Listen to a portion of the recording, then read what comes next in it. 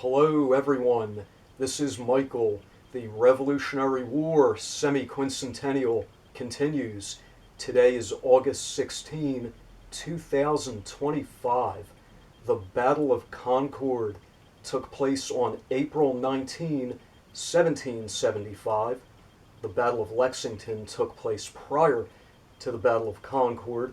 As some of you know, I traveled to Massachusetts to observe the 250th anniversary of the Battle of Lexington on the premises. Today, I'm going to give you first-hand accounts of the Battle of Concord from people who were there.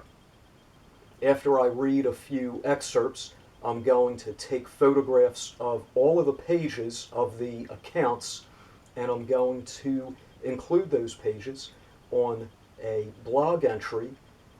The link for the blog entry will be cited in the description area of this video, so you can read at your pace.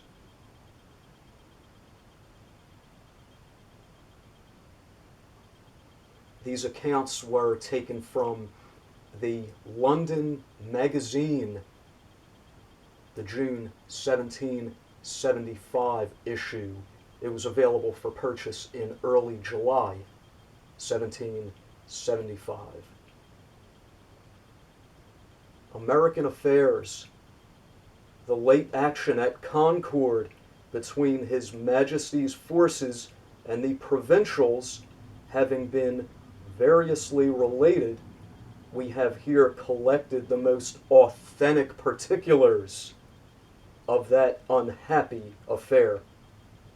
We shall first present our readers with the account of it as given in the London Gazette, and then lay before them the state of it is as authenticated by the Americans themselves. Whitehall, June 10. Lieutenant Nunn of the Navy arrived this morning at Lord Dartmouth's office and has brought letters from General Gage, Lord Percy, and Lieutenant Colonel Smith containing the following particulars of what passed on the 19th of April last between a detachment of the King's troops in the province of Massachusetts Bay and several parties of rebel provincials. Total of the killed, wounded, etc. 1 lieutenant killed, 2 lieutenant colonels wounded, 2 captains wounded, 9 lieutenants wounded, 1 lieutenant missing, 2 ensigns wounded. On Tuesday evening, a detachment from the army, consisting, it is said, of 800 or 900 men, commanded by Lieutenant Colonel Smith, embarked at the bottom of the Common in Boston on board a number of boats and landed at Phipps's farm a little way up Charles River. The enemy, now having a body of about 1,800 men, made a halt, picked up many of their dead, and took care of their wounded. The most material differences in these two accounts, as published in the London and American Gazettes, are that each party accuses the other of giving the first fire and of committing many acts of cruelty after the battle. A ship arrived at Bristol from New York brings advices that when the people of New York were informed of the skirmish at Concord, they rose in a body, went to the townhouse, where the arms of the troops were deposited, and directly seized them.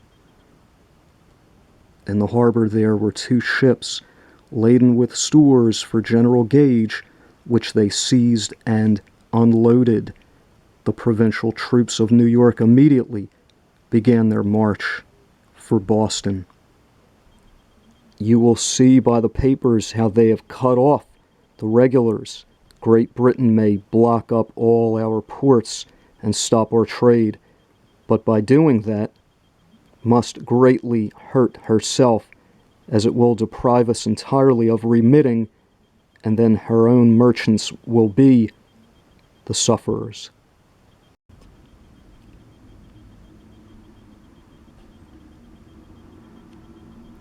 This is the title page of this publication, the London Magazine, or Gentleman's Monthly Intelligencer, for June 1775. I was reading from page 322, particular account of American affairs. I thank all of you for watching and observing the 250th anniversary of the American Revolution. Goodbye.